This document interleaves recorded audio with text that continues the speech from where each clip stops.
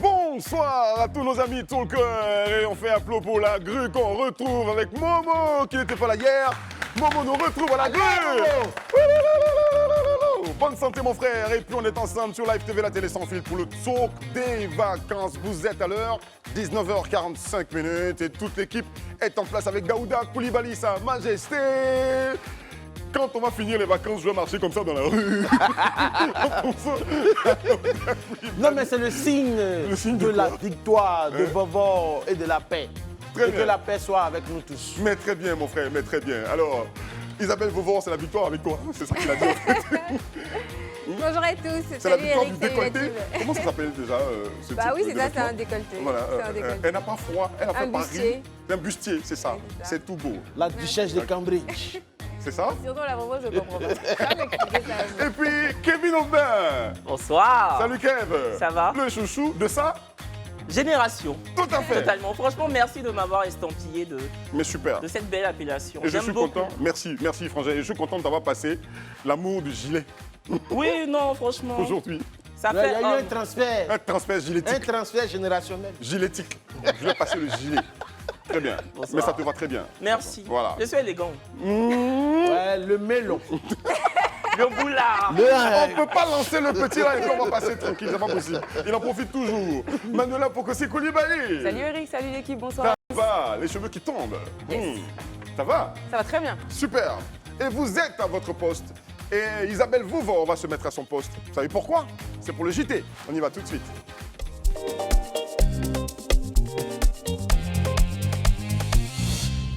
Bonsoir à tous. Dans l'actualité de ce mardi 30 août, la Côte d'Ivoire entend porter à 30% sa fabrication locale de médicaments à l'horizon 2025.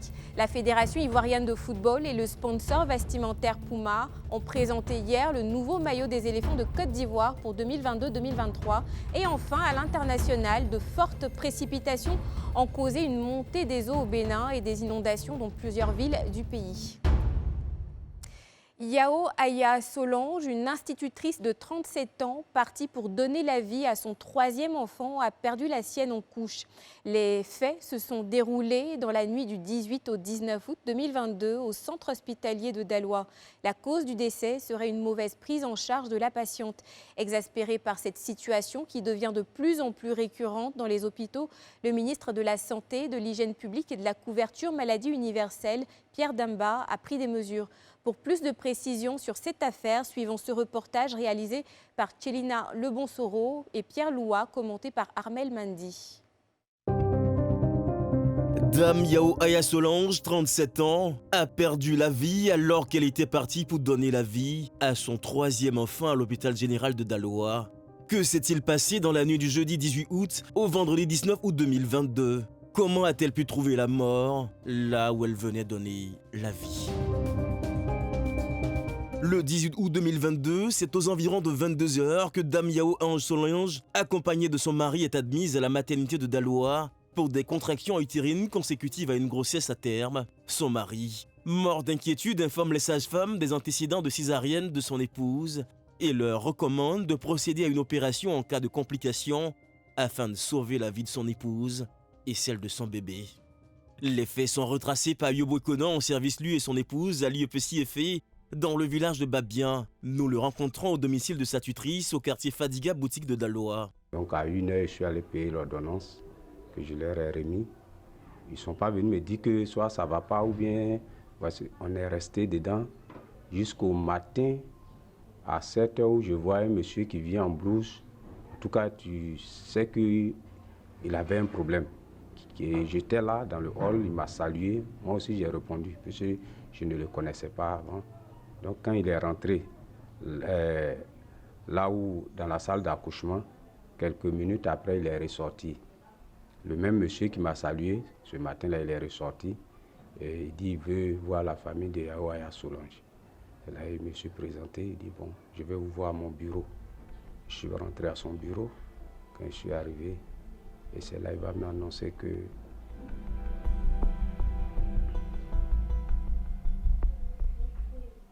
Ma femme venait de décéder. Au petit matin, on annonce le décès de Dame Yao Aya Solange et de son bébé. Impuissant, face à cette situation, Yoboué Conan est contacté par Lorraine Yao, une activiste qui dirige une ONG qui dénonce les manquements dans le secteur de la santé et qui milite pour une meilleure prise en charge des patients dans les hôpitaux. Indignée, elle fait un direct pour faire connaître cet énième manquement professionnel aux conséquences irréparables. Changez un peu vos manières de travail. 2 ans que je lutte, 2 ans que je crie pour que ça change. Aujourd'hui, regardez, une insultrice, regardez où elle a couché. C'est parce que Facebook refuse qu'on montre certaines images. Sinon, j'allais vous montrer le corps même bien. Quand les agents sont partis, ils ont recueilli les informations, ils sont venus faire point au ministère. Nous, maintenant, en tant que l'ONG, on a soutenu le mari à pouvoir porter plainte pour que vraiment l'affaire là soit vraiment claire. Parce que nous-mêmes, on ne comprenait rien.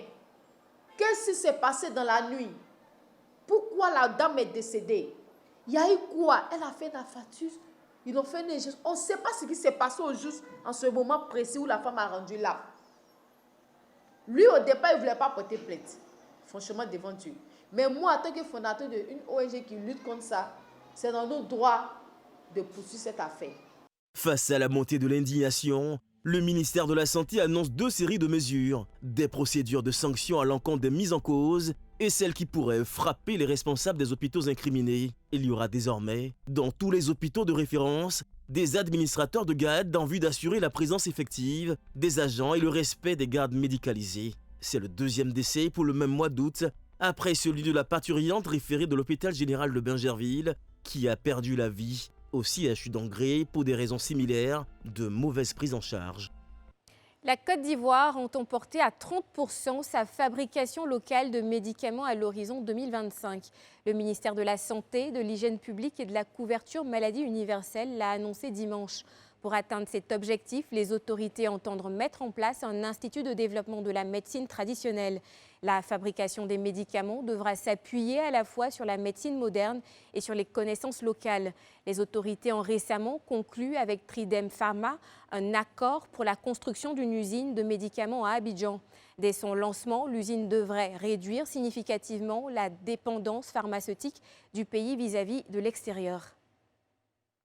Et la Fédération ivoirienne de football et le sponsor vestimentaire Puma ont présenté hier le nouveau maillot extérieur de la Côte d'Ivoire pour la saison 2022-2023.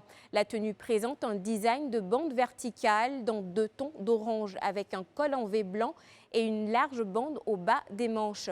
Sur les manches, sur le logo Puma habituel est affiché contre le logo de la Fédération ivoirienne de football figure sur la poitrine gauche. C'est avec ce nouveau maillot inspiré de celui de 1992 que l'équipe nationale disputera ses matchs internationaux 2022-2023.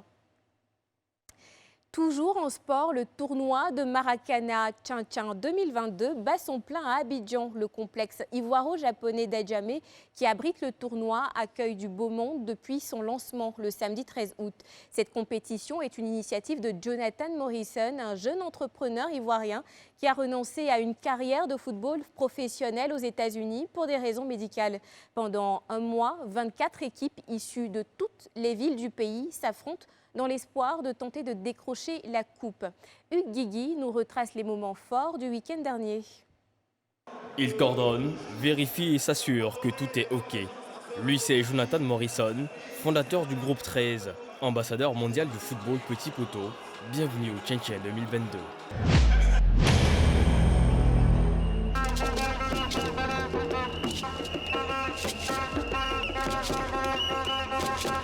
Prenez place, asseyez-vous confortablement. Comme à l'accoutumée, on commence par l'hymne national.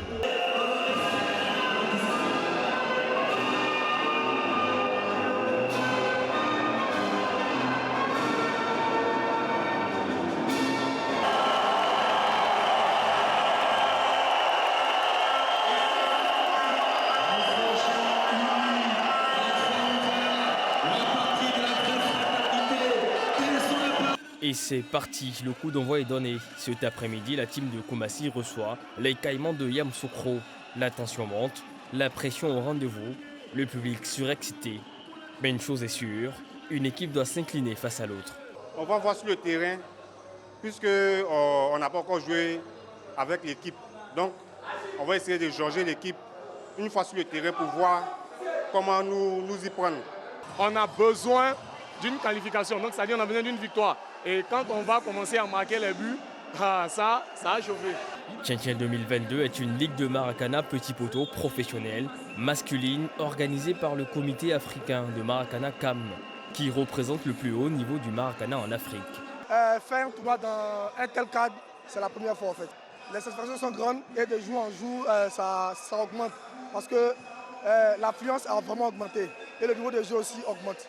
Le public qui a effectué le déplacement a été gratifié d'un beau spectacle de Maracana, notant que l'équipe de Koumassi s'est inclinée face au Caïman de Yamoussoukro. Score final, 2-0. L'année prochaine, ce sera la Coupe d'Afrique de petit poteau. Aujourd'hui, vous voyez, comment on appelle ça, Yamoussoukro, Bouaké, tout ça. L'année prochaine, ce sera Côte d'Ivoire, Togo, Bénin, Mali et tout ça. Voilà. Jonathan Morrison affiche son ambition de diffuser les prochains matchs du tournoi Tien sur la télé sans filtre. Une annonce en compagnie du directeur des programmes, Guy Saunion, confirme tout. C'est la Côte d'Ivoire qui gagne. Un tour à l'international au Bénin, de fortes précipitations ont causé une montée des eaux et des inondations dans plusieurs villes.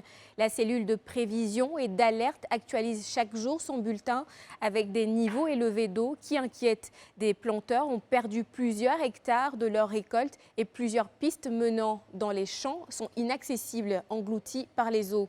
Le lundi 29 août, le ministre de l'Intérieur, Hassan Seydou, a publié un communiqué de sensibilisation contre l'imprudence et les comportements à risque. La cellule d'alerte agite pour l'instant le drapeau orange, mais le ministre de l'Intérieur prévient que l'alerte peut rapidement virer au rouge.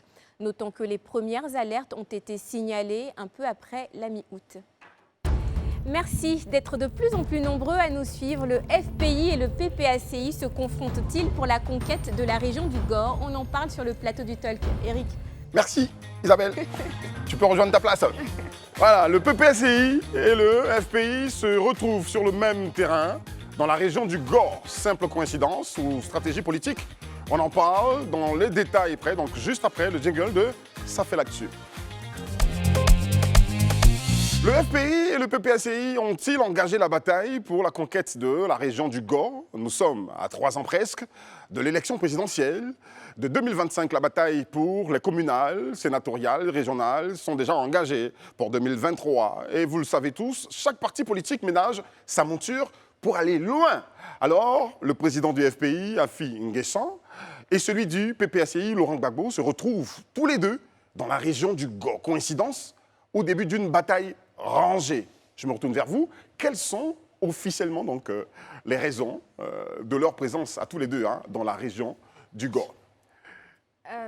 Je peux y aller. Tu peux y aller, Isabelle. Alors, il faut savoir que le Gor, en fait, la région du Gor est située à 285 km d'Abidjan, dans le centre-ouest en fait, de la Côte d'Ivoire. Il faut savoir aussi que Laurent Gbagbo est BT de Gagnois, et Gagnois, en fait, est le chef-lieu de la région du Gor. Tout à fait. Donc, c'est vraiment son fief, c'est chez lui où ses parents y sont.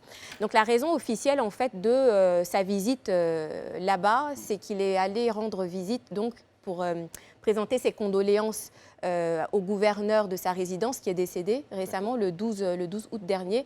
Et il en a profité pour présenter également ses condoléances à ceux qui sont décédés depuis 2011. Aux parents de ceux qui sont exactement, décédés depuis 2011. tout à fait. Aux parents de ceux qui sont décédés depuis 2011. Donc voilà les raisons officielles, en tout cas, de la visite de Laurent Gbagbo dans son fief. Mais il faut savoir aussi qu'Afi Nguessan y est depuis à peu près 3 semaines dans la même zone où il a entamé en fait une tournée.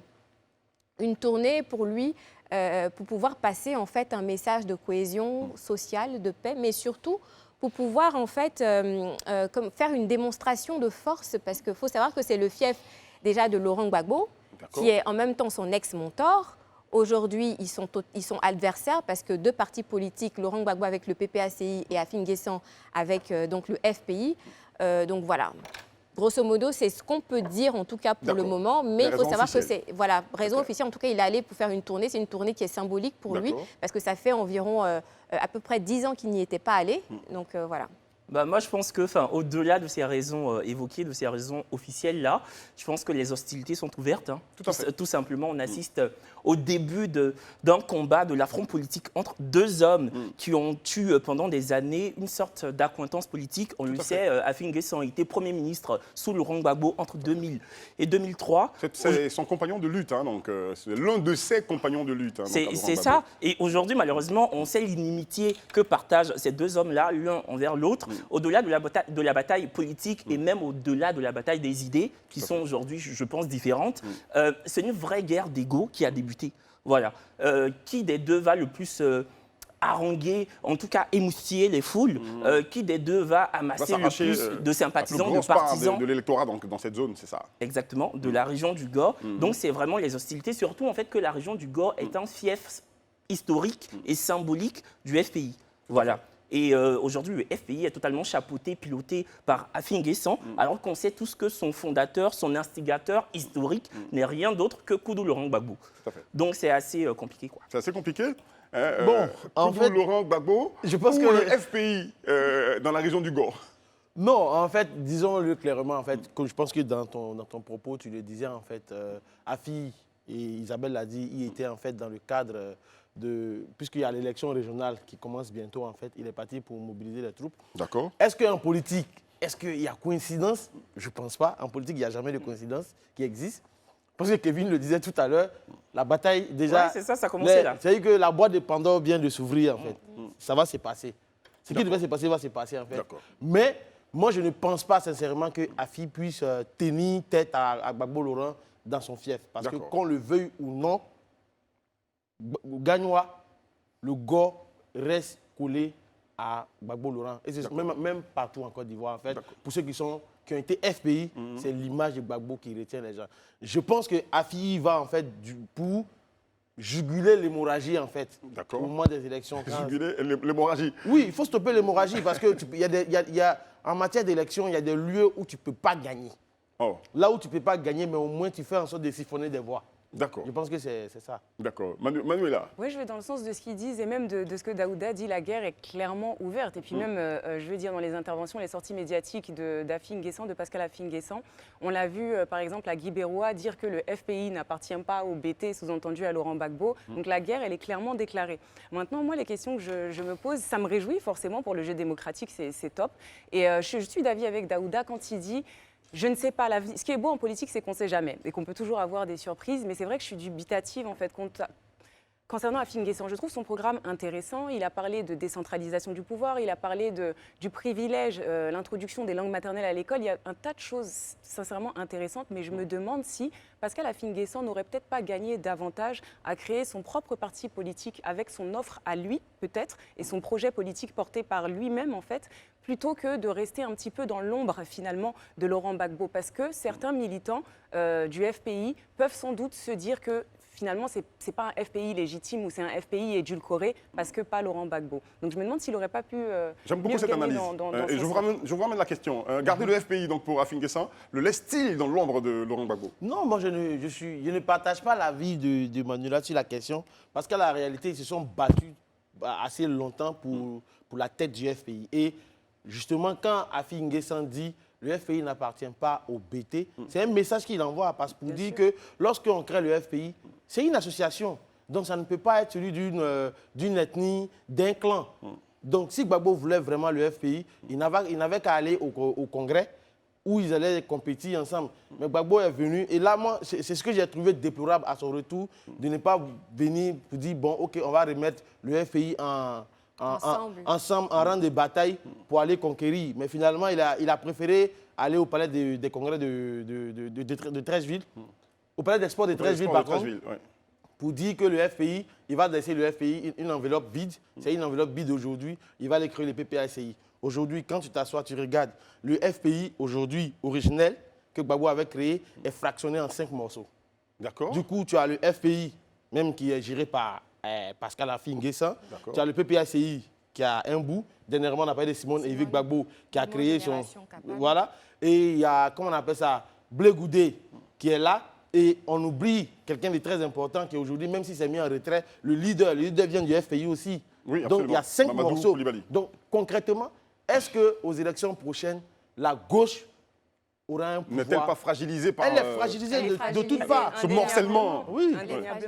Oui, justement, moi j'aurais dit 3 morceaux. Moi je t'aurais parlé de Pascal Affi-N'Guessan, de Laurent Gbagbo et de Simone Gbagbo. Parce que justement, Pascal Affi-N'Guessan, quand il a fait sa tournée récente, il était dans le village de Charles Blé Goudé. Et il a claironné sur sa page Facebook. Regardez, je suis dans le village de Charles Blé Goudé et il était fier de lui dire. Donc peut-être que c'est une façon pour lui d'appâter Charles Blé Goudé et de l'attirer dans ses filets et dans son écurie. Lui et Charles Blé Goudé sont quand même assez proches parce que, voilà, pour la petite histoire, donc c'est pas ça. Tout le temps que Charles Blé Goudé a passé en prison, je pense que c'est la femme de Affi-N'Guessan qui s'occupait un peu, tant soit peu, des enfants de Charles Blé Goudé à son absence. D'accord. Mais je ne suis pas tout à fait d'accord. Tu sais, Daouda, concernant le morcellement du FPI qui est là, qui est réel, qui est éclaté complètement. Et Simone Gbagbo, de toute façon, elle a bien compris. Hein, et elle est en train de rameuter ce qu'elle pourra rameuter. Mais l'influence de Laurent Gbagbo est telle que pour moi, en fait, je n'arrive même pas aujourd'hui, si tu veux, bien que Pascal Affi-N'Guessan soit le patron du FPI, à le dissocier quelque part de Laurent Gbagbo. Et pour preuve même, j'allais te dire, pendant sa tournée, Gbagbo et Simone, on sait ce qu'ils ont représenté chacun. Et je veux dire, là, il a été accueilli avec Nadi Bamba, par exemple, à Bonoua, qui est le fief de Simone. Donc ça veut dire que même 10 ans après, sans sa présence, son aura est telle écrasante que même Simone, là, elle est contestée. Et je me dis, une Simone, quand je fais en comparaison Simone-Affi, je me dis, est-ce que Affi, lui aussi, ça ne l'affaiblit pas totalement? Est-ce que ça n'empêche pas est-ce que toi-même, tu arrives à le dissocier totalement du FPI et de Laurent Gbagbo? Moi, je l'ai dissocié depuis très longtemps, Manuela. Je termine très rapidement. Et on passe la parole à Kevin. En fait, je l'ai dissocié parce qu'aujourd'hui, on a l'impression que c'est Affi qui est fragilisé. Mais non, c'est Laurent Gbagbo qui est fragilisé. C'est Laurent Gbagbo qui est fragilisé de toutes parts. Il ne peut pas s'en sortir. Justement, je pense qu'en fait, Affi, il ne faudrait pas qu'on le sous-estime. Hein. Et justement, il ne faudrait pas qu'il soit sous-estimé de 1. Et Laurent Gbagbo est tellement fragilisé, si bien qu'aujourd'hui, il est obligé, il est contraint de retourner dans son fief avec une autre casquette partisane qui est celle du PPACI et de dire, en fait, d'expliquer au peuple de la région du Gor, regardez, je suis encore là, je suis encore bien implanté dans la sphère politique ivoirienne. Seulement que j'ai une autre étiquette politique qui n'est plus celle du FPI et c'est à moi que vous devez faire confiance et non à Affi-N'Guessan qui aujourd'hui chapeaute, qui pilote le FPI. Moi, le FPI, ce n'est plus ma famille politique, donc il faudrait que vous l'incrustiez dans vos têtes. Donc c'est parce qu'il est tellement fragilisé qu'il se sent contraint d'aller l'infuser dans la tête de tout un chacun dans la région du Gor. Et c'est pour ça en fait qu'il se retrouve chevauché au même moment avec Affi-N'Guessan dans la même zone. Voilà, parce qu'il vient plus ou moins effacer les traces en fait de Affi-N'Guessan. Lors de sa tournée, qui est terminée d'ailleurs le 28 août dernier. La tournée s'est terminée, donc il est rentré, il n'y est plus. Ouais, il a fini sa tournée. Il a écumé à peu près 10 villages, notamment celui de Charles. Mais le seul qu'il a reporté, c'est le village de Gbagbo lui-même, où il n'est pas parti. Il n'est pas parti à Mama. Non, il n'est pas. Il a dû reporter. Bon, il n'est pas fou. Bon, après, faut savoir aussi qu'avant même d'entamer sa tournée, il aurait reçu en tout cas beaucoup de menaces et d'appels au boycott de sa tournée qu'il devait faire dans la zone. D'accord. Et voilà. En réponse à ces menaces, pour te laisser continuer, il avait dit, attention, je paraphrase, le FPI n'est pas propriété des BT. Pas la propriété privée. Ce n'est pas la propriété privée des BT. Bon, est-ce que ce n'est pas un peu maladroit que de le dire alors qu'on est dans la région du Gor dominée par l'ethnie BT? Bon, il faut savoir aussi qu'aujourd'hui, en Côte d'Ivoire, c'est un peu malheureux, mais c'est véridique, c'est la vérité. On est encore dans des tendances qui sont régionalistes en fait. C'est-à-dire que si tu vas à Bonoua, on va te dire c'est le fief de Simone et Yves Gbagbo. Si tu vas dans le Moronou, on te dira que c'est chez Affi-N'Guessan. Si tu vas aujourd'hui à Gagnon, on te dira que c'est Gbagbo. C'est-à-dire que les parents votent en fait un leader de chez eux. D'accord. C'est factuel. Maintenant, il faut qu'on arrive aujourd'hui à pouvoir dépasser cela. Mais ça passera par quoi? Ça passera tout simplement par la scolarisation, par le fait que les populations puissent aujourd'hui davantage comprendre quels sont les programmes de société que leur présentent les différents leaders et les différents partis politiques. Mais à ce stade, on n'y est pas encore. Donc, on vote toujours le leader de chez soi. D'accord. C'est dommage, mais c'est comme ça. On constate la cession donc, du FPI en plusieurs morceaux aujourd'hui. Cette bataille ne donne-t-elle pas la force à leur adversaire principal, le RHDP? Oui, mais ça donne la force. Même dans la région du Gor. Mais en fait, quand tu regardes au niveau même du Gor, même depuis 2000, qui est maire de Gagnois? C'est le RHDP. D'accord. Voilà, bon, à part... C'est depuis 2001. De 2001 à 2011, voilà, on a eu un maire qui était RHDP. RHDP. Aujourd'hui encore, on a un député maire, Issouf Diabaté, qui est aussi RHDP. Donc, il faut savoir que depuis des années, c'est vrai que dans l'esprit des gens, comment dirais-je, la région du Go est acquise à Laurent Gbagbo, mais les gens votent, au niveau de l'électorat, les gens votent RHDP. Ça, c'est en ville. Ça, c'est en ville. Mais je pense que, justement, Afin Guesson l'a bien compris parce que lors de sa tournée, lors de son itinérance politique, il a visité des chefs de tribus, il a visité des imams. Au fond des villages, pardon. Voilà, il n'a pas visité que des BTO, des... Mais justement, c'est pour ça il a visité toutes les communautés. Il a visité toutes les communautés pour justement pallier au fait que, justement... Parce qu'en fait, il veut sortir de ce carcan-là où on dit... Parce qu'en fait, je veux dire, aujourd'hui, il faut qu'on puisse sortir de ce système de dire, comme je suis de telle région, parce que nous, jeunes, en fait, aujourd'hui, je pense que ceux qui nous regardent, en fait, il faut qu'on sorte de ce clivage-là du genre, il vient de ma région, comme il vient de ma région, je dois voter pour lui. Il faut voter pour un programme. Le programme qui t'arrange, c'est pour ça que tu dois voter. Il ne faut pas voter parce que Kevin est à Thiers, donc je vais voter quelqu'un qui est à Thiers. Moi, je suis du Nord, donc je vais voter. Il faut regarder aux idéologies, quand même, et au programme. Moi, je ne crois pas trop aux idéaux, mais je crois à un programme. Est-ce que le programme est sied? Est-ce qu'il m'arrange? Parce que dans la vie... Franchement. Au regard de tout ce que tu dis, est-ce qu'on peut dire encore, malgré tout ceci, que Afin Guesson a sa chance, a ses chances dans la région du Go? Non. Comme je l'ai dit dès l'entame, en fait, il n'a pas forcément sa chance dans le Go, qu'on le veuille, parce que l'ancrage ethnique, c'est très, très, très, très fort. Il ne peut pas gagner. Mais au moins, s'il peut siphonner des voix pour ne pas perdre la face là-bas, je pense que même à l'élection présidentielle, ce qui se passe, en fait, au Nord, tu ne verras jamais un FPI aller gagner là-bas, mais il fera en sorte de juguler l'hémorragie. C'est la même chose au centre. Le RHDP va faire tout pour juguler l'hémorragie au niveau du V-Baoulé. Et puis, qui sait, je veux dire, pour les élections régionales et municipales à venir, qui sait ce qui peut se passer? Le FPI peut éventuellement se rallier au RHDP dans certaines régions, par exemple. Donc, les voix qu'il aura siphonnées pourront être rattachées aux voix du RHDP, tout simplement. Très bien. Manuela, vous aussi. Siphonner des voix, et je vais même plus loin que ce que dit Daouda, parce que l'objectif n'est pas que 2025 pour Afi comme pour les autres, et il ne devrait pas être que après 2025, après les élections, il y a une vie, il y a un futur, et c'est ce qu'il est en train de parler. Et pour s'appuyer sur ta dernière question concernant le projet politique, c'est pourquoi je disais il n'est pas à négliger. Pourquoi? Parce que la solution, selon lui, pour en finir avec le sectarisme, alors une des solutions, c'est pas la seule, mais pour en finir avec le sectarisme, c'est de faire cohabiter. Et c'est pour ça qu'il privilégie par exemple l'introduction des langues maternelles. Il dit vous ne pouvez pas vivre ensemble, être là plusieurs communautés et vous ne vous comprenez même pas. L'un ne parle pas la langue de l'autre, l'autre ne fait pas ci, l'autre ne fait pas ça. Et en ce sens-là, sincèrement, en plus il y a d'autres pans dans son projet politique, je trouve ça très, très intéressant. Vous y arrivez, c'est pas demain la veille quand même, parce que c'est un énorme programme. C'est pas demain la veille, mais en politique, on pense à court, moyen et long terme, mais à long terme surtout, parce qu'on gère l'avenir d'une nation quand même. Et je me dis, il faut voir au-delà de 2025. Comme Daouda le dit, et je l'ai dit à l'entame, moi-même, je ne pense pas, mais je ne sais pas après, qu'Afin Guesson pourra écraser Laurent Gbagbo ou autre, on ne sait pas, il y aura peut-être d'autres candidats dans le Go. Cela dit, je pense qu'il est en train de préparer bien plus que 2025, l'après 2025 et au-delà. Et en cela, c'est intéressant. Est-ce que vous pensez, dans vos imaginations, qu'il pourrait y avoir, à l'approche de 2025, une certaine coalition, une recoalition? Entre les deux, là On qui et puis qui? Mais pourquoi pas? Ah non, moi je crois pas. Ce que vous pensez là. Non, juste pour dire les deux, là. Non, il ne pourra jamais avoir de coalition. Les 5 têtes de la gauche, il ne va pas y avoir. Il ne faut pas rêver, ça ne sera pas pour 2025. Et je ne pense pas. Peut-être même pour 2030. Parce que on est en politique, il y a des choses qui se sont passées, on ne s'y attendait pas du tout, les frères. Non, si tu permets. Vas-y, je me permets. Quand tu regardes, parce que dans leur combat, tu l'as dit, l'ego a pris le dessus sur tout. Il y a même une histoire de famille dedans. Simone Gbagbo et Gbagbo Laurent qui se divisent aujourd'hui. Ils sont en instance de divorce. Et tu veux qu'en fait, en 2025, ils s'associent. Frère, on a tous suivi l'évolution qu'on appelle ça, politique du FPI depuis 2010-2011. Franchement, ce n'est pas pour demain qu'ils vont s'associer. En fait, 2025 est trop frais pour qu'ils s'associent. Pour qu'on puisse penser à une coalition. On est en politique, le frère. Oui, mais je veux dire... Tout peut arriver en politique. Non, mais il y aura tellement on est en politique, mais il faut contextualiser. Pardon, c'est Kevin. Non, ça dépend du contexte. Imagine qu'on ait, par exemple, un parti au pouvoir qui est tellement fort que, bon, c'est le dernier recours de l'opposition. Je ne sais pas.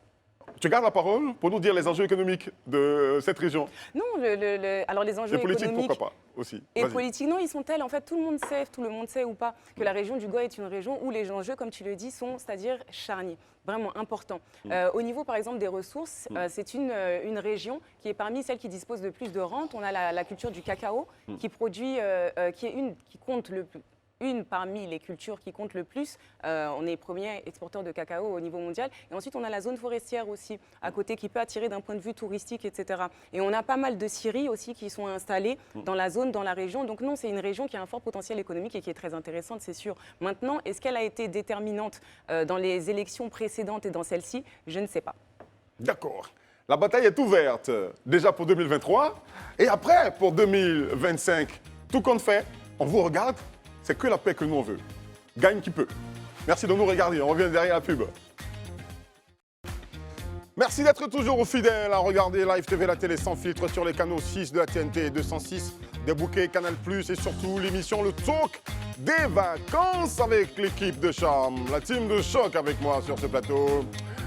À présent, l'image du jour et notre image du jour, c'est bien celle de Sadio Mané et de Moussaïr Mazraoui, qui se démarquent sur une photo officielle du Bayern de Munich. Regardez bien, il y a des verres de bière dans leurs mains, donc de toutes les équipes. En réalité, cette bière est sponsor de cette équipe du Bayern de Munich. Mais il y a deux personnes sur la photo en question qui ne tiennent pas la bière. C'est bien Sadio Mané, le Sénégalais de religion musulmane, et l'autre, Mazraoui, lui aussi algérien, de religion musulmane. Vos commentaires?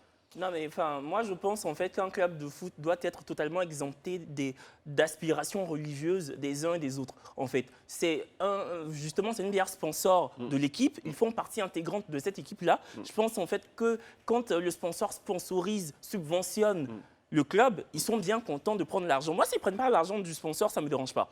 Mais quand vous décidez de prendre l'argent du sponsor et puis agir par le prisme de la religion, ça me débecte, quoi. Je ne comprends pas. Moi, j'ai un autre avis, au contraire. Moi, je pense qu'il faut justement saluer, en fait, je veux dire, l'esprit de cette photo, parce qu'au final, on respecte leurs valeurs, leurs religions, leur culture, etc. Donc, pourquoi, en fait, s'opposer à ça? C'est vrai que c'est une bière, en fait, qui est sponsor de l'équipe en question, du club. Mais au-delà de ça, je veux dire, ils sont musulmans, ils respectent leur religion. Donc, pourquoi, en fait, leur imposer le port, je veux dire, d'attraper le verre de bière si ça ne fait pas partie en Mais fait, Isabelle, dans ce cas-là, tu vas religion. jusqu'au bout. Dans ce cas-là, tu dis au président du club, je parle des deux joueurs, qu'ils disent au président du club, nous n'avons pas envie justement de s'afficher sur cette photo-là. Parce qu'en fait, c'est vrai qu'ils n'ont pas attrapé le verre de bière, mais la bière, elle est à côté. La bière est omniprésente sur la photo. Donc, quand tu n'as pas envie de t'afficher avec de la bière, tu t'éjettes, tu quittes totalement de la photo, en fait. C'est pas un peu bon. Je m'assieds, je suis sur la photo, mais en même temps, bah non, tu penses que les autres n'ont pas de religion, les autres, ils sont aussi... Justement, si leur religion le leur permet, c'est le principe, en fait... Vas-y, explique. En fait, l'idée, c'est que ce que je voudrais dire en fait, à Kevin, moi, je rejoins Isabelle sur son point de vue, parce qu'on a vu le cas avec le PSG, où il y a le joueur sénégalais qui a refusé de porter le maillot floqué aux couleurs LGBT.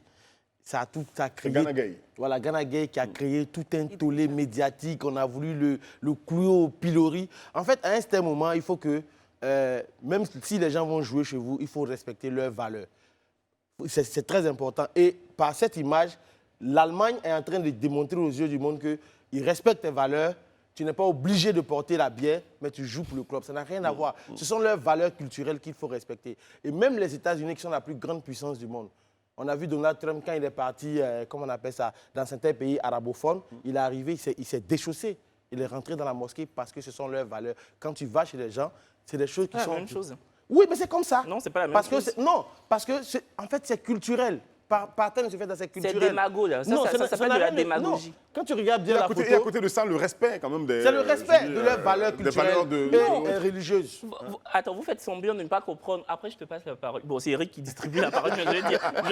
Vous faites exprès, vous faites semblant de ne pas comprendre. Je suis pas en train de... On doit être un peu con sur les bords. Attends, non, j'ai pas dit ça. Non, c'est pas ça. J'oserais pas quand même. C'est pas ce qu'il a dit. Non, mais plus sérieusement, je suis pas en train de dire qu'ils mettent leurs valeurs au placard. Je suis pas en train de dire qu'ils disent disent en fait justement nos valeurs n'ont plus de sens parce que nous avons intégré un club aussi prestigieux que celui du Bayern de Munich. Je suis en train de dire qu'on parle de club, qu'on parle en fait d'ensemble.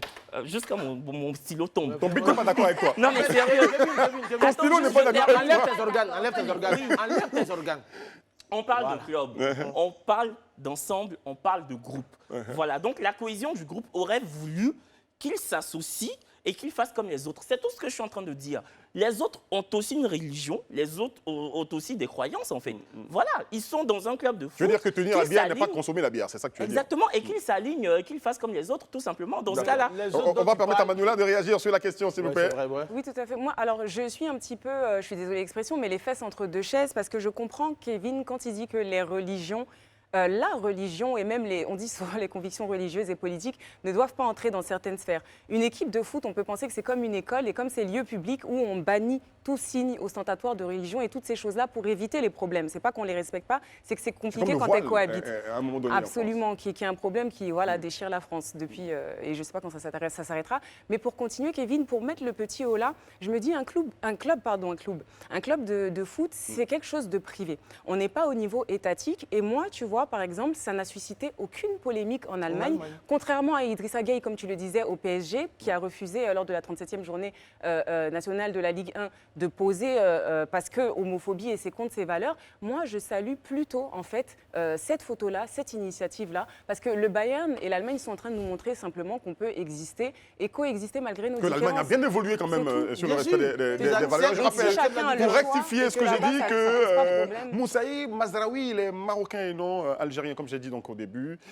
Pardonnez-moi l'erreur, il est marocain, c'est cela. Et donc c'était l'image du jour, à moins que quelque chose... Non, en fait, une chose est certaine, moi, sincèrement, je comprends, mais c'est le foot. C'est comme toi et moi, elle et moi. Moi, je suis musulman, j'accepte, mais dans ma religion, on ne boit pas d'alcool. Et ce que cette photo prône, vas-y.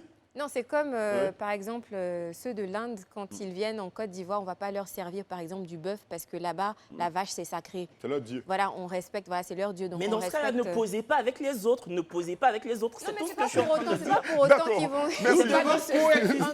Malgré nos différences. Malgré nos différences. Je ne suis pas d'accord. L'acceptation de l'autre et de ses différences. L'acceptation de l'autre et de ses différences, même en équipe de football. L'Allemagne a fait un grand pas et cette photo, elle est à saluer. C'est une photo d'union autour du club, non seulement, mais bon, de l'acceptation des différences. Et ça, c'est très important. Notre image du jour, c'était celle-là. Merci de nous avoir écoutés. On continue. On a lu, comme tout le monde, cette affaire qui arrive et c'est notre constat du jour sur la toile. Au niveau donc de l'université Félix Houphouët-Boigny de Cocody, il y a eu un admis sur 700 en licence 1 de chimie, biologie, géologie en abrégé, CBG. Quelles sont les raisons donc de ce résultat constaté, chers amis? Bon, l'affaire est assez simple. Moi, j'ai vu que ça a créé un tollé généralisé. Les gens étaient en train de se plaindre un peu partout. Ça m'a fait sourire, en fait. Parce qu'ayant fait un tour un peu au campus, en gros, quand on dit CBG, c'est quoi? Chimie, biologie, géologie. Au campus, là-bas, les gens appellent ça ce que Blanc a gâté. Ou bien chien bois goudron. Parce que... non, sérieusement, les gens du campus... Pourquoi on a choisi ces termes? Non, c'est tellement difficile. En fait, c'est une faculté. Si tu n'es pas posé pour t'asseoir, travailler dur, tu risques de ne pas passer, en fait, le filtre de la première année. Donc, en gros, ce qui se passe dans la faculté, c'est que avant le système LMD, en fait, avant le système LMD, il y avait ce qu'on appelait les systèmes de UV, unité de valeur. Après, le système LMD a fait son entrée. Donc, aujourd'hui, on ne parle pas d'unité de valeur, mais on parle de UE, unité d'enseignement. Voilà. Et dans chaque unité d'enseignement, en fait, il y a plusieurs matières qui sont dedans. Et il y a 2 semestres. Tu as le choix. Il y a des étudiants qui font le choix délibéré de se concentrer sur le premier semestre, ou bien il y en a qui font le choix délibéré de se concentrer sur le 2e semestre. Donc, ils ont composé en CBG. Au premier semestre, il y a une centaine de personnes qui ont validé. 80. Voilà. Au 2e semestre, on a une quarantaine qui ont validé. 34. Non, c'est le chiffre que j'ai qu'on m'a donné du doyen de la faculté, c'est 140. Voilà, donc vos chiffres là, je ne sais pas où vous avez enlevé, mais c'est le doyen de la faculté qui me l'a donné. Daouda. Donc, pour terminer, ce qui se passe, c'est que il y a, comment on appelle ça? Il y a un seul étudiant qui a composé le premier semestre et le deuxième semestre. Donc, c'est lui qui a validé. Donc, quand j'ai vu les gens en train de crier, comment on appelle ça, à tort et à travers, franchement, moi, je n'ai pas compris pourquoi. Tu n'as pas composé, pourquoi tu veux valider les 2 semestres, sans que tu n'as pas composé. Il faut noter que les semestres sont indépendants les uns. Toujours est-il que, malgré ce grand nombre, il y a un seul qui a eu le courage de composer dans les deux. Dans les deux, voilà. C'est ce qui s'est vraiment passé, en fait. Voilà. Voici, en fait, établi les faits. Mais pourquoi séparer de cette façon? Pourquoi ne pas y aller? Qu'est-ce qu'ils ont, les étudiants donc, ils comptent sur, après, il y a ce qu'on appelle, justement, à l'université, il y a ce qu'on appelle la deuxième session. Voilà, donc j'ai failli dire section. La deuxième session. Donc je pense, moi j'ai été universitaire, je pense qu'on compte tous sur la deuxième session pour se racheter, pour se rattraper un peu. Donc peut-être qu'ils se sont dit, bon écoute, moi je ne compose pas pendant le premier semestre, peut-être parce que je n'ai pas suivi les cours comme il se devait lors du premier semestre, je me suis plutôt focalisé sur le deuxième, donc je vais bombarder lors du deuxième et puis me rattraper. Non, ce n'est pas les mêmes cours quand même dans les deux sessions. Non, ce n'est pas les mêmes cours. C'est pas les mêmes Mais cours. tu peux ne pas suivre. Je te dis qu'à l'université. Pourquoi tu sautes l'autre C'est au bon vouloir de tout un chacun, c'est l'université. Non, en fait, il faut bien expliquer cette affaire. En fait, l'idée, c'est que, moi, je veux dire, il y a beaucoup de facteurs qui rentrent en ligne de compte, en fait. Quand tu regardes, par exemple, il y a des élèves qui ont eu le bac qui étaient peut-être à Boaké, à Tengrela, ou bien je ne sais où, qui ont été affectés, par exemple, à Abidjan. Souvent, c'est dur. Ouais. C'est dur. Souvent, il y a certains qui décident, par exemple, de dire, bon, je vais bosser ce semestre-là pour aller faire un job de vacances, pour avoir un peu de sous en attendant de venir. Mais malheureusement, il se trouve qu'en voulant faire ça aussi, ton niveau n'est pas bon. Tu n'es pas concentré à l'école. Tu n'es pas concentré. C'est compliqué. Voilà. Tu n'es pas concentré. Non, et la première des raisons que ces étudiants évoquent eux-mêmes en dehors des résultats, moi, je suis pas, en tout cas, je suis de ceux qui ont du mal à entendre que c'est trop dur.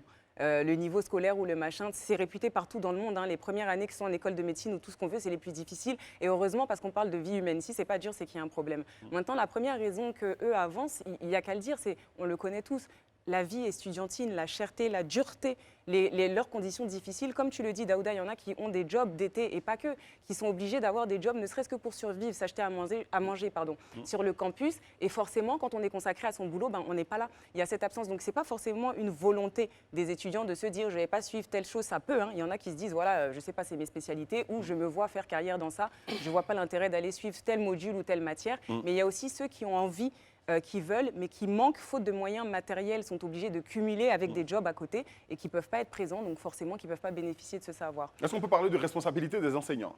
Aussi. Non, mais et puis même au-delà de la responsabilité des enseignants, je veux dire, la situation dans les amphithéâtres la situation est totalement désastreuse, est totalement dantesque. Justement, il y a des amphis qui sont dépourvus de climatisation avec un nombre totalement exacerbé d'étudiants. Voilà, il y a plus d'étudiants que de places la plupart du temps. Donc c'est compliqué, quoi. C'est totalement compliqué. Et un enseignant, quand il doit distiller des cours dans cet environnement-là, il n'est pas motivé, tout le monde le sait. Donc, moi, j'aimerais vous dire quelque chose, si vous permettez, rapidement sur la question, c'est que moi, j'ai appelé un professeur qui est dans cette faculté-là, en fait. Et la raison que le professeur me dit, la raison qu'elle me donne, c'est que, en vérité, eux, à leur temps, quand ils étaient en CBG, en fait, quand on donnait les résultats, c'était néant-néant, il n'y avait personne. C'est 0 personne qui valide. Mais ça n'a jamais créé de tollé, en fait. Parce que l'enseignant dit, en fait, aujourd'hui, le niveau scolaire des élèves est très mauvais. A commencé même par... Avant, le niveau était bon, mais il y avait néant. Malgré ça, il y avait néant. Souvent, oui, pas tout le temps. On n'en parlait pas, il n'y avait pas les réseaux sociaux. Il n'y avait pas les réseaux sociaux, on n'en parlait pas. Mais aujourd'hui, avec le système LMD, les enseignants sont souvent, peut-être la faculté même est souvent obligée de repêcher certaines personnes. Parce qu'en réalité, ils n'ont pas le niveau. C'est ce que l'enseignant me dit. Ils n'ont pas le niveau parce qu'aujourd'hui, quand tu regardes à l'école, avant, il y avait la dictée. On insistait sur la grammaire, l'orthographe et autres. Mais aujourd'hui, quand un enfant même t'écrit, tu as peur. N'allons pas vite en besogne parce que Kevin a souligné, je veux dire, le nombre pléthorique et, je veux dire, les mauvaises conditions dans les amphithéâtres. Tu pointes du doigt la responsabilité des étudiants, donc au niveau de leur niveau d'études et de connaissances. Manuela? Voilà, non, dans le prolongement de ce que disaient Kevin et Daouda, il y a forcément ces élèves-là qui n'ont pas le niveau, mais ensuite il y a le système éducatif lui-même aussi qui n'est pas au niveau. On parle de recherche. On parle de recherche dans tout ça, de biologie. Il y a un pôle recherche qui est énorme dans ces savoirs scientifiques-là. Et force est de constater que ce n'est même pas au niveau seulement de la formation de ces enseignants qui est à renforcer, bien évidemment. On peut on peut parler de travaux pratiques, davantage de travaux pratiques. Je trouve qu'ici, il n'y en a pas suffisamment. On peut aussi, nous, faire des efforts au niveau de la digitalisation de ces savoirs, ces recherches-là pour les partager, parce que l'Afrique sait. C'est pas qu'on n'a pas de brillants biologistes ou de brillants sachants. On a des sachants chez nous, mais le problème, c'est le savoir, le partage de ce savoir, de ces connaissances, la sauvegarde déjà de ces connaissances, ce savoir-là, et le partage ensuite. Comment est-ce qu'on le partage? Et c'est forcément... À qui on le partage aussi, Manuela, n'est-ce pas? Bien sûr, et c'est pour finir la en cible une phrase... n'est pas focus pour apprendre. Pour finir en une phrase très rapidement, en plus de ces élèves-là qui ne sont pas à niveau, c'est le système même qui a repensé. Et ça, c'est le ministère de l'enseignement supérieur qui doit mettre des moyens à disposition. Parce que Kevin parlait de clim. Mais quand des étudiants en biologie n'ont même pas certains microscopes, certains machins, c'est compliqué, ils ne peuvent rien faire. D'accord. On n'a pas pour le moment fait ce constat, je ne sais pas si vous l'avez fait. On aurait dû peut-être le faire pour voir la présence dans les amphithéâtres de tout le matériel qu'il faut pour étudier et apprendre. Mais bon, vas-y. Non, moi, ce que j'aimerais dire, c'est vrai que c'est bien de taper souvent sur le système, mais je pense qu'aujourd'hui, on a assez d'universités en Côte d'Ivoire. Il y en a même qui sont en construction, qui sont équipées. Aujourd'hui, je ne pense pas que les gens parlent du problème de l'amphithéâtre, il n'y a pas de climatisation. Franchement, bon, il faut faire un tour quand même. Parce que moi, si. Mais Daouda, les gens en parlent. Je peux même parler. La recherche, je me les sens scientifiques Je ne en peux pas parlent. laisser dire ça. Moi, j'ai des je peux terminer. D'accord, laisse-le terminer après, Kevin, tu rebondis. Vas-y, termine. Je dis, il faut y faire un tour. Je pense que la question n'est pas aujourd'hui de savoir est-ce que, parce que le ministre Diawara de l'enseignement supérieur, aujourd'hui, a mis un système de tests pour que les enfants puissent passer. C'est parce qu'en fait, ils veulent créer l'excellence en fait, au niveau de l'université avant de passer à un certain niveau. Donc, s'ils n'avaient pas la volonté de créer l'excellence, de les mettre dans les bonnes conditions, ils n'allaient pas avoir ce système de tests-là, en fait. Donc, en gros, quand je dis que le niveau est mauvais, reconnaissons que le niveau est vraiment, aujourd'hui, il est très mauvais. Kevin de rebondir. Oui, enfin, Daoud a parlé de faire un tour à l'université justement pour prendre le pouls de la situation là-bas. On n'a pas besoin de demander aux étudiants qui officient à l'université de faire un tour, vu qu'ils y sont déjà. Moi, j'ai des amis qui sont dans des amphithéâtres, et puis c'est totalement compliqué pour eux. Je ne vous parle pas que de la biologie ou de la médecine. C'est totalement, la situation est totalement catastrophique, dantesque. Pour eux, c'est eux qui y sont, c'est eux qui savent ce qu'ils vivent, de un. Et de deux, tu parlais de niveau totalement chaotique des étudiants. Je ne suis pas d'accord. On peut parler, moi je voudrais parler de mauvaise orientation. On a parlé ici justement de comment s'orienter après le bac avec un psychologue qui a totalement détaillé en long et en large la chose. Et je suis d'accord avec lui. En fait, on peut penser pouvoir justement poursuivre des études de biologie et puis se rendre compte en fait que ce n'est pas la chose qui est faite pour nous. Donc échouer, ça ne veut pas dire en fait que la personne n'a pas un niveau, mais la personne n'a juste pas, ou l'étudiant n'a juste pas ce niveau-là. Il ne faudrait pas généraliser en fait. Tu pointes du doigt donc l'orientation. Oui, l'orientation. Bon, Isabelle, on parle du niveau des étudiants. Je veux dire, partant déjà du lycée où ils ont eu le bac, il paraît que quand ils arrivent, leur niveau est quand même assez faible. Oui, c'est faible. Il y a qu'à voir aussi sur les réseaux sociaux comment est-ce que les gens s'expriment. Donc tout ça, ça contribue en fait à voir en fait les tares qu'on a au niveau du système éducatif. Moi, mon point sur ce, c'est vrai, on discute tous, on est plus ou moins émotif quant à la question parce qu'il y a un seul étudiant qui a validé. Mais qu'est-ce qu'il faut faire aujourd'hui pour arranger tout ça? On a parlé de mauvaise orientation, mais moi je pense que c'est plutôt une question de volonté. Si on a la volonté, je pense qu'on peut tout faire en fait. Aujourd'hui, avec la démocratisation, en tout cas d'Internet et tout, on a tous accès en fait aux modules de formation. Donc je pense que si on arrive à se concentrer, qu'on a de la bonne volonté pour pouvoir réussir, ben on s'y met et puis voilà, tout simplement. D'accord. Parce que c'est le socle même du système LMD. En tant qu'enseignant, c'est le socle du système LMD où l'enseignant te donne les bases, 40% de la formation. Mais toi, en tant qu'étudiant, tu as le devoir d'aller chercher. Mais combien d'étudiants? Et moi, j'aimerais que tu regardes la caméra pour leur dire que quand on leur donne 40%, il faut qu'ils prennent il ne faut pas qu'ils passent tout leur temps sur Snapchat, sur Instagram et autres, ou bien TikTok. Mais il faut aussi prendre le temps pour aller faire de bonnes recherches. Kevin dit que c'est facile de dire ça, Manuela. Je suis d'accord parce qu'il y a un constat sur lequel on est tous d'accord, c'est-à-dire qu'il y a au niveau, j'ai commencé par là, le niveau n'est pas là. Donc Daouda, quand tu me demandes de reconnaître, il n'y a rien à reconnaître dans le d'accord, dans le sens où c'est un fait. Mais maintenant, quand tu dis, tu sais, tu parles d'excellence, etc., je pense que on aspire tous à cette excellence-là. Mais quand tu veux et tu vises cette excellence-là, qu'est-ce que tu fais? Tu mets quelqu'un dans les meilleures conditions pour réussir. Une fois qu'il est meilleur, tu l'es mis dans les meilleures conditions, pardon, tu peux dire, ah, tu as été mis dans les meilleures conditions et là, tu as échoué parce qu'en gros, tu n'as aucune excuse d'avoir échoué parce que tout était réuni autour pour que machin. Mais tu as fait un tour au campus pour savoir si c'est pas les conditions. Je peux terminer, s'il te plaît. Maintenant, ce qui se passe aujourd'hui, c'est quoi? C'est que comme on ne laisse pas, on ne met pas ces étudiants-là dans les meilleures conditions, moi, c'est-à-dire, l'homme avec qui je partage ma vie même est issu de la recherche. Ils le disent eux-mêmes. Les savoirs, encore une fois, je répète, parce qu'on dit toujours l'Afrique n'est pas nulle. Hein. On sait, on a des connaissances, on a des savoirs. Et c'est pourquoi je parlais de digitaliser ces savoirs en guise de solution, ce genre de choses. Mais il faut d'abord mettre un enfant, ces enfants, dans les meilleures conditions. Une fois qu'ils sont dans les meilleures conditions... Les meilleures conditions, c'est quoi, pardon? Mais les meilleures conditions, c'est du matériel. Déjà, on parle de biologie, tu connais le matériel biologique, les microscopes et tout ce qui s'ensuit. S'il n'y a pas ce matériel-là déjà pour travailler, pour évoluer, pour accentuer ces travaux pratiques aussi qui sont une piste de solution dont je parlais tout à l'heure, comment on fait? Donc, non, moi, je refuse en fait. Je ne dis pas qu'il n'existe pas. Tout n'est pas noir ou blanc. Je dis qu'il n'est pas suffisant. Mais je voudrais que Kevin et que réagisse sur ce point-là, il faut les mettre dans des meilleures conditions avant de dire qu'ils ne sont pas au niveau. Non, justement, c'est pour réagir à ce que Daouda a dit. En fait, Daouda, tu es tombé dans une facilité. Non, laisse-moi parler. Tu as parlé de Snapchat, de TikTok. Quand on transmet 40% justement des cours et du savoir aux étudiants, il faudrait qu'ils partent eux-mêmes rechercher les 60% et ne pas se coltiner aux 40%. Et justement, pour étayer tes propos, tu as parlé de Snapchat et TikTok. Attends, tous les étudiants ne sont pas là-bas. Voilà, de un. Et de deux, on peut être féru de Snapchat et TikTok. L'un n'empêche pas l'autre et être un bon étudiant.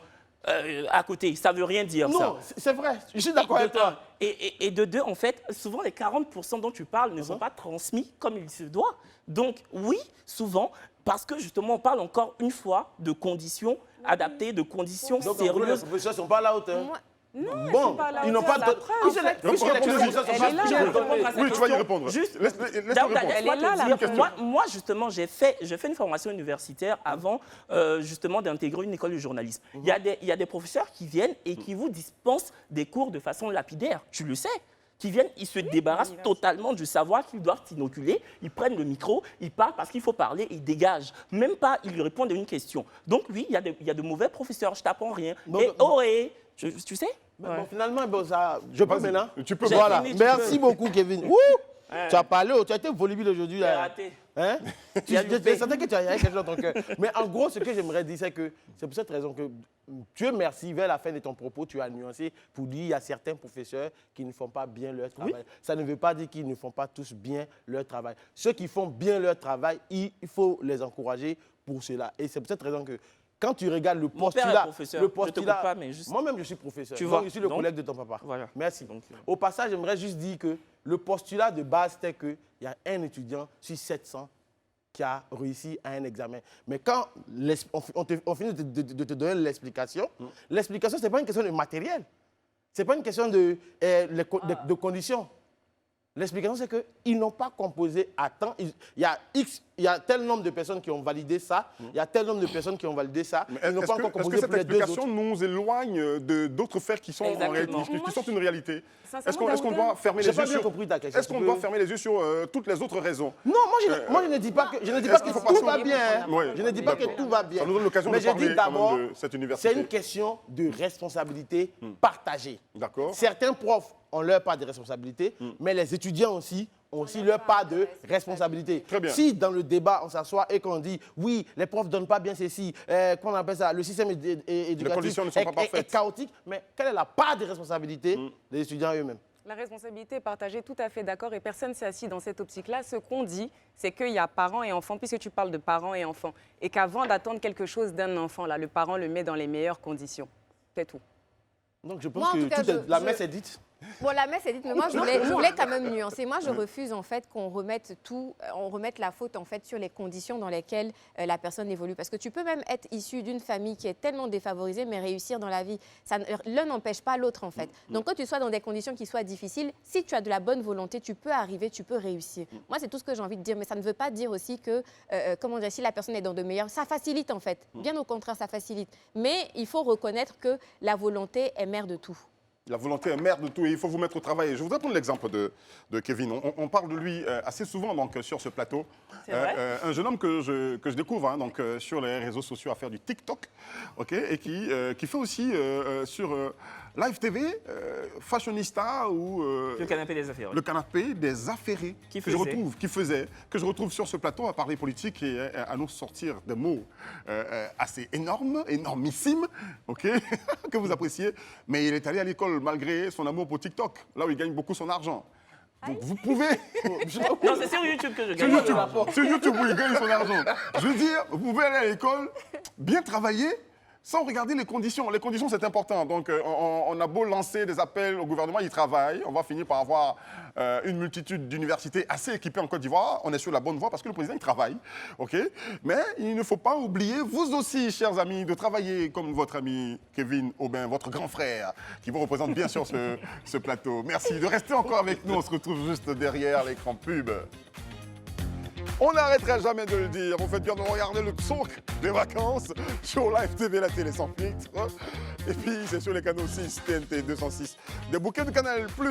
Et si vous êtes sur les réseaux sociaux, que vous regardez le direct de l'émission, je voudrais vous demander de partager. De partager, mais partager et de liker avec des cœurs en nous lâchant des commentaires bien appropriés. Merci d'être avec nous sur Live TV, la télé sans filtre. Je voudrais saluer Radja, Bissakonou, Joël Pati, Alpha, Jalo, Fatim Yao, Koufanga Victoire, Franck, Yao Kofi et Moya, qui a fait le déplacement pour être avec nous sur ce plateau. Et elle est dans le public. Merci, Moya. Et Lou Jennifer. Et puis, quoi? Qui? Lou Jennifer. Lou Jennifer. Voilà. Je voudrais saluer aussi Christelle Kwame avec sa marque Crésus, qui a offert cette belle chemise à votre animateur, à votre présentateur. On y va tout de suite pour coup de cœur, coup de gueule. Et le premier coup de gueule, c'est de Daouda. Daouda? Ouais, toujours. Un coup de gueule. On ne change pas une équipe qui gagne. Sa marque de grognon. Voilà. Donc, en gros, aujourd'hui, je parle de footeux parce que c'est eux qui sont à la page actuellement. Après l'affaire, on est encore dans l'affaire de Pogba, Mathias Pogba. Ne sois pas le Mathias Pogba de ta famille, cher frère. Ne sois pas le Mathias Pogba. Voilà. Actuellement, c'est l'international gabonais qui joue au Barcelone, qui est au cœur d'une tourmente. Pierre-Emerick Aubameyang, hier lundi, a été agressé par des braqueurs. 4 braqueurs se sont introduits chez lui. Ils avaient des armes à feu, des barres de fer. Il a été copieusement frappé devant sa femme. Eh bien oui. Et ils l'ont menacé devant sa femme, l'obligeant à ouvrir le coffre de sa maison. Finalement, ils ont pu ouvrir le coffre après l'avoir menacé. Ils ont pris tous les bijoux, emporté tous les bijoux de l'international gabonais. Et donc, c'est le lieu pour moi, franchement, de dire au FC Barcelone de vraiment soutenir, aider ces joueurs-là. Parce que quand ils quittent chez nous, si vous partez là-bas, protégez-les, aidez-les, de sorte à ce qu'ils ne se fassent pas agresser comme ça. Et c'est tellement humiliant de se faire frapper devant sa femme, peut-être même ses enfants. Et donc, sur ce coup de gueule, je tiens à envoyer beaucoup de cœur à Pierre-Emerick Aubameyang. Pierre-Emerick Aubameyang, l'international gabonais. Donc, Aubameyang, plein de cœur pour toi, beaucoup de courage et soutien encore à toi. Et que Dieu t'accompagne. Voilà. C'était mon coup de gueule. Voilà. Oui, moi justement, en tout cas, je suis de tout cœur. Je pense qu'on est tous de tout cœur avec Aubameyang. Je pense que l'essentiel du bien-être des footballeurs, en tout cas des footballeurs internationaux, doit être corseté autour de leur sécurité, quoi. Parce que je sais que Neymar a subi 2 fois un braquage. Lui, je pense qu'il n'était pas sur les lieux de son habitation, mais c'est totalement affligeant que de voir ça. D'accord. Je voudrais que quand vous regardez cette émission, vous ayez un dictionnaire juste à côté de vous pour corseté, j'ai dit là. Chaque mot de Kevin Aubin. Fouillez la housse. Il a dit corseté. On cherche un peu. Et puis après, vous notez. OK? Voilà. Qui va réagir sur la situation, ce qui est arrivé à Pierre-Emerick?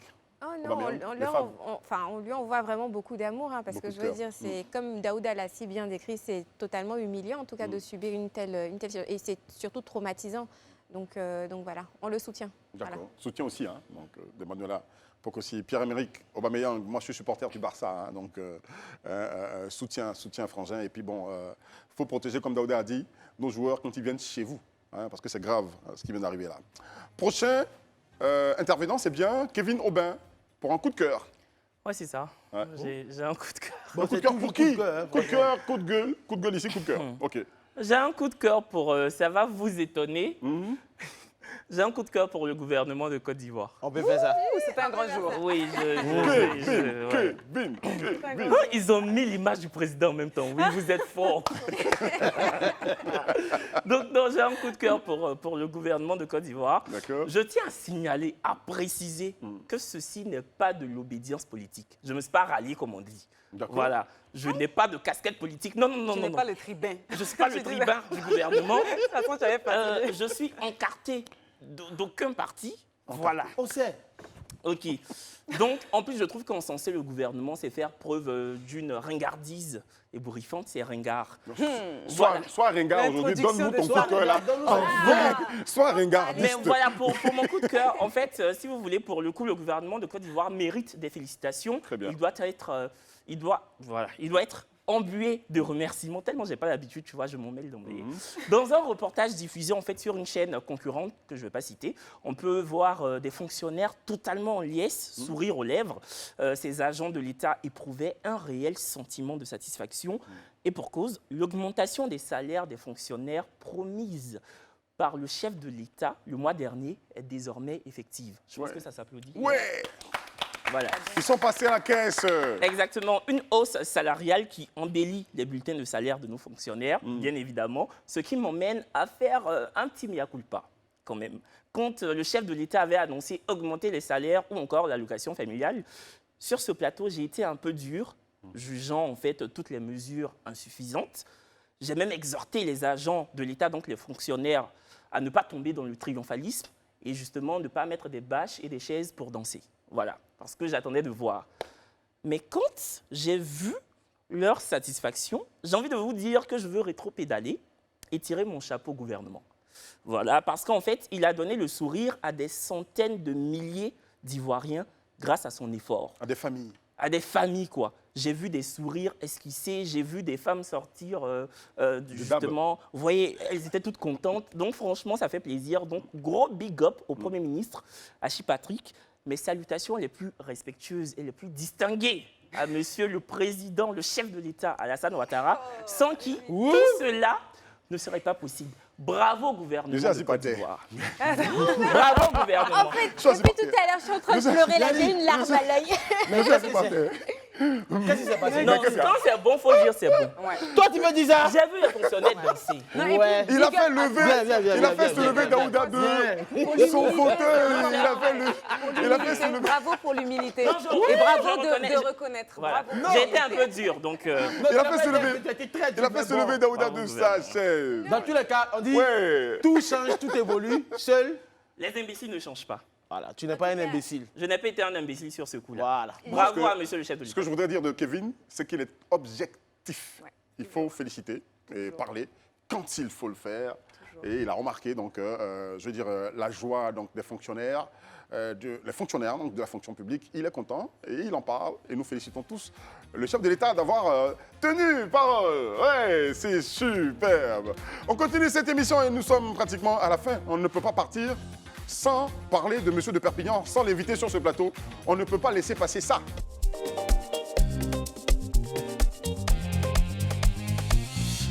Monsieur de Perpignan, mais qu'est-ce qu'on ne doit pas laisser passer? Qu'est-ce qui se passe?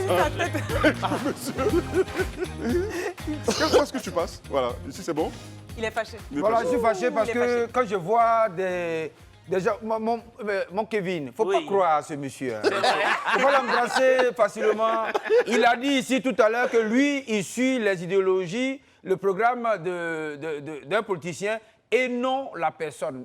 Mais voilà. Mais moi, je suis la personne, je ne suis pas son programme. Parce qu'on connaît, Nicolas Diolo a dit, je vais faire le métro si vous me votez. Vous l'avez laissé pour aller voter à Alassane Ouattara et c'est lui qui est en train de faire le métro. Ça veut dire que la personne là, pas, on ne peut pas changer, mais le programme là, quelqu'un peut faire. Voilà. Donc nous, on vote la personne. Sur ce...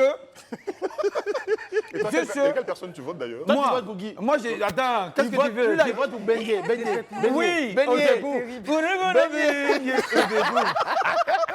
Alors, Afik Guessan est en train de se promener un peu partout pour faire pré-campagne ou campagne. Il est parti chez les BT et il a parlé mal là-bas. Pour moi, il a parlé mal, je ne vais pas laisser passer comme ça. Quand il dit les BT ne sont pas les propriétaires fonciers du FPI, je crois que, quand même, si le FPI tenait sans M. Laurent Gbagbo, au moins député, mais là, comme tu l'as dit, c'est RDP. Pourquoi, quand Gbagbo n'est pas là, le FPI n'a pas gagné le mairie de Gagnoua? C'est sous Gbagbo que le maire RAGP est venu. Et mon frère, sous Gbagbo, attention, donc je fais la promotion de la dame là, je l'adore. Oh, arrête. Bref, c'est qu'un. Et puis en même temps, il dit que oui, c'est là dit Baba qui contrôle le PPAC. Bon, moi je ne comprends pas. Tu allais faire campagne ou bien tu allais parler de quelqu'un. Je ne sais pas comment les gens font leur campagne là. Tu vas parler de ton programme. Tu as vu? Pourquoi il ne faut pas forcément regarder le programme? Il faut regarder la personne. Parce que dans le programme, on veut savoir ce que tu as, le plan que tu as pour les Ivoiriens et non la paille qui est dans l'œil de ton frère. C'est ce. Alors, très chers amis, je suis d'accord avec mon Kevin. Je l'adore aujourd'hui parce qu'il a dit, voilà, parce que par rapport à Soro, Mia Soro, attention. Sadio Mané, on dit qu'il faut aller faire photo. Tu dis non, toi, tu n'attrapes pas vers des billets.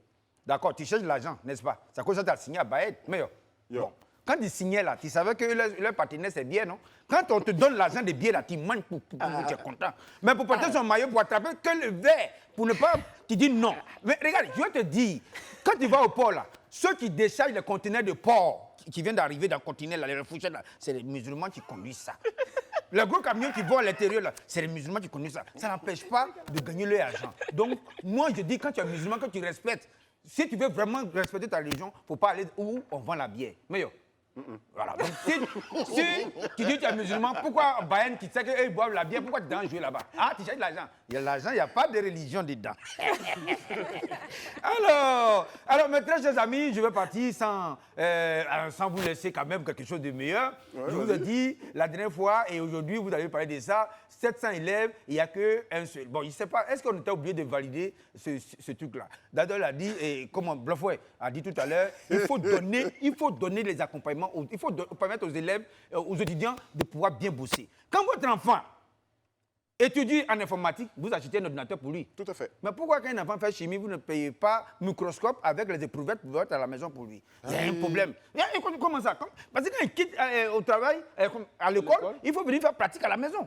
Ça permet à l'enfant de maîtriser la situation. Mais bon, dans tous les cas, je vous dis en même temps, les bacheliers, à tous les bacheliers, on vient de découvrir un nouveau job et ça marche bien. Au cimetière municipal d'Abobo, les nettoyeurs de tombes, écoutez, gagnent leur vie. Eh bien, c'est important. Oui, je vous ai dit, le gars, il se fait 5 000 francs à peu près par jour et le week-end, il va jusqu'à 7 000 francs. Et il y a même des élèves qui sont allés faire job de vacances là-bas. C'est-à-dire quand tu rentres, tu demandes, monsieur, c'est pourquoi? Il dit, je suis venu voir. Ok, allons. Il amène les élèves là comme ça. Voilà. Donc, vous tous qui avez eu le bac, il y a des filières qui viennent d'être créées encore. Nettoyeurs de cimetière.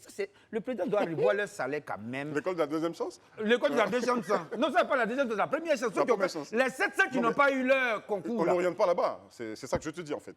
Et les 700 qui ont échoué là, et les 600 et quelques qui ont échoué là. Ils n'ont pas eu leurs examens.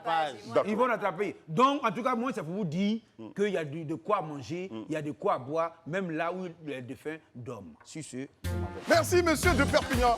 On ne peut pas laisser passer avec ce brin d'humour l'actualité à sa façon. On s'arrête ici pour aujourd'hui et c'est un bonheur pour nous. Je voudrais appeler Moya. Moya, viens s'il te plaît. C'était pas prévu, mais on t'appelle. C'est Moya. Moya, viens s'il te plaît. Ouloulouloulou, elle fait partie des fidèles à regarder le Tsouk des vacances. Elle était là tout le temps. Mets-toi juste à côté de moi, Moya. Mets-toi juste là. Moya.